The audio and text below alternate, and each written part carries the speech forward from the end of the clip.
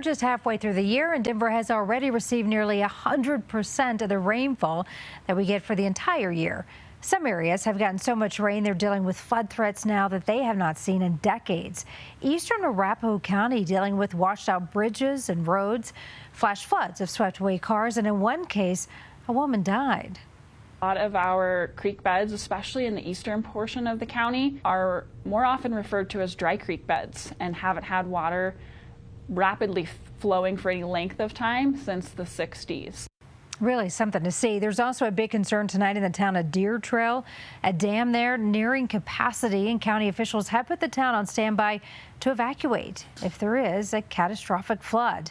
And the hail, it has been relentless, we know, over the past several weeks. It has not only damaged property, but we've seen it hurt people. Also tonight, we're learning about a man who thought his car was safe from the elements, took on thousands of dollars in hail damage. Our Tori Mason talked with that man, and Tori, his car was actually at an auto shop waiting on repairs for another problem when this piled on.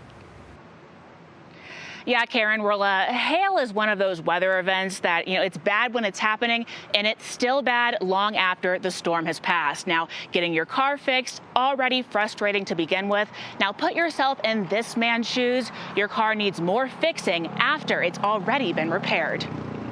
Some damage on some of these belt lines. Hail left Olaf Richter's car with a number of bumps and bruises. Right there. But this didn't happen outside his home. The new dents formed at Rickenbaugh Collision, where his car was getting fixed. Then I get a phone call that tells me new damage happened and you're going to have to pay for it. The damage, just under $2,000. Rickenbaugh says they try to bring cars inside, but space is limited. It was like, yeah, your car just didn't make it inside. Sorry.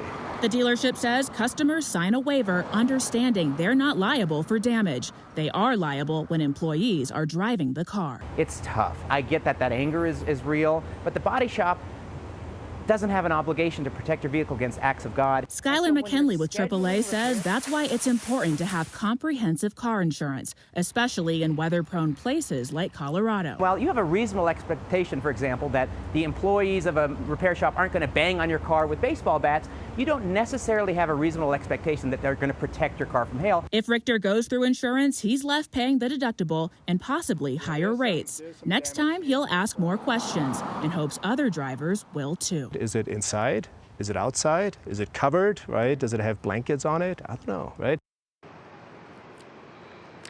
Now, Rickenbaugh says that they often pay for deductibles in these situations. Richter told me he was offered a credit, but he did not say how much. AAA recommends that if you do have a repair that can wait until after hail season, it's probably best to do so.